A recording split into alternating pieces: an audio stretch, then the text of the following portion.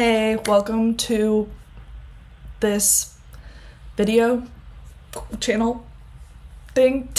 Today I'm gonna be making one of those like Pinterest bathtubs, these like to hold your rings and stuff, because currently my jewelry situation is kind of out of control and I kind of wanted like one area to put it in. All my rings are in here. There's a lot. And then I have little charms, and then I have my silver jewelry and my gold jewelry. It's a little too much for me. So I just kind of wanted one area to keep them all in. I don't know if that really worked because it's not that, it's not deep enough. You know what I mean? I already made it. It's in my hands right now, but you can't see it because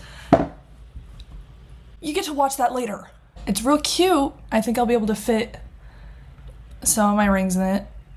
It was a fun project. Okay, it was fun. Let's get into how I made that bathtub Pinterest thing.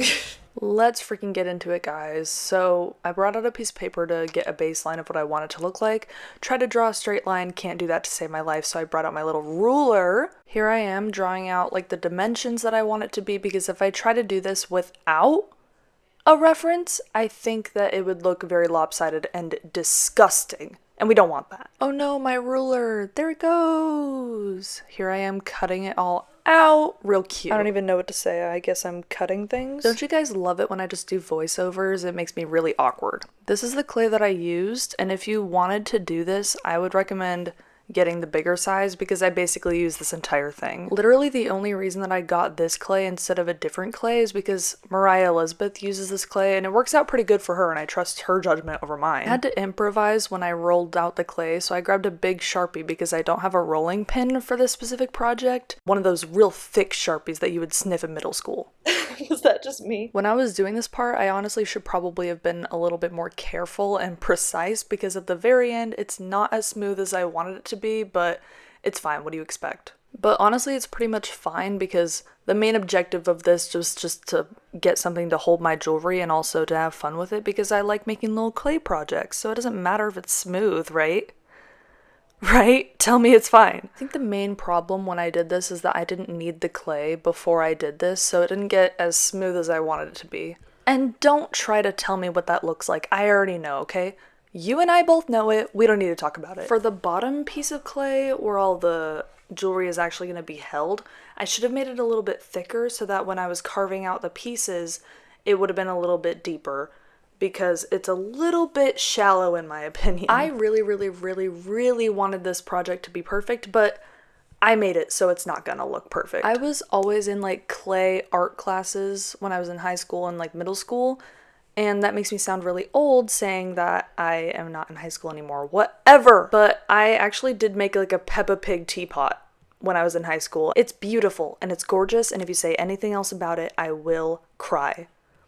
But yeah, I'm not gonna make a masterpiece. I made a Peppa Pig teapot, okay? When I was cutting out all of these pieces, I kept messing up. I kept making them too thin or too thick, and I had to go in with my hands, smooth it out, and that also caused it to be a little bit lumpy and not that good. But you know what? What did we expect?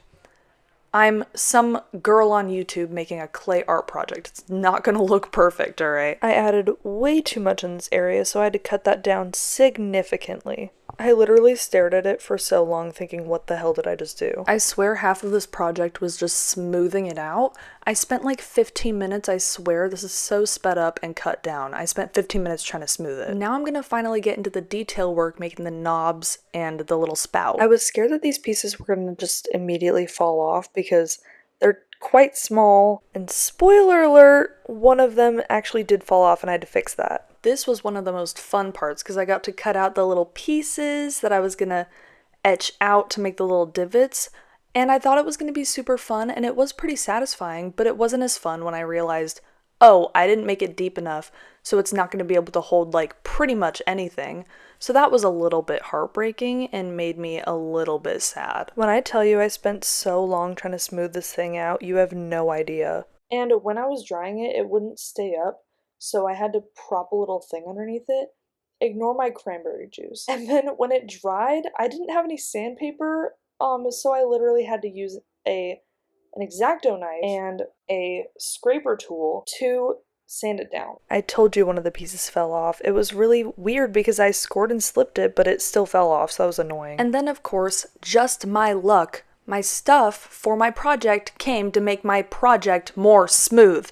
And of course it came the day after I made it. Enter paint palette. And yes, Mariah Elizabeth taught me well. I grabbed my puffy paint and I sealed in the cracks. It's definitely not a thing you're supposed to do.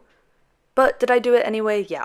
After I let that dry, kind of, I mixed up a nice little blue color because ocean. This part was extremely satisfying for 1 second, but then I kept on messing up and it wasn't as satisfying anymore.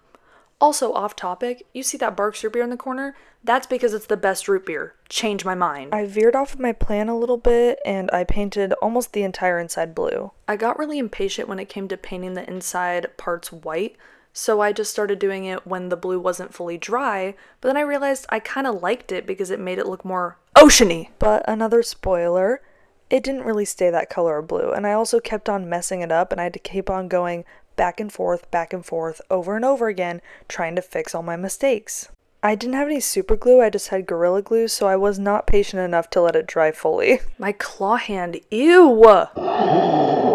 This part was mildly satisfying. Lunch break! The endless touch-ups were the death of me. I had to paint so many touch-ups because I kept on fucking up. This was when I decided to paint it a little bit darker, and honestly, I kind of missed the old blue. I just liked how dark it was, but whatever, it's fine. Then I had the brilliant idea of making it look like the spout was spewing water. I don't know if I achieved that effect very well. Yup, I'm pointing at it. Look at it! Oh my gosh, blast from the past. You've already seen me like this before because I said the intro in this outfit and like this and like everything. But I finished my bathtub. Ooh. Look at that. Look at that. Okay, I will admit, not the most beautiful thing. I think this is kind of cool though.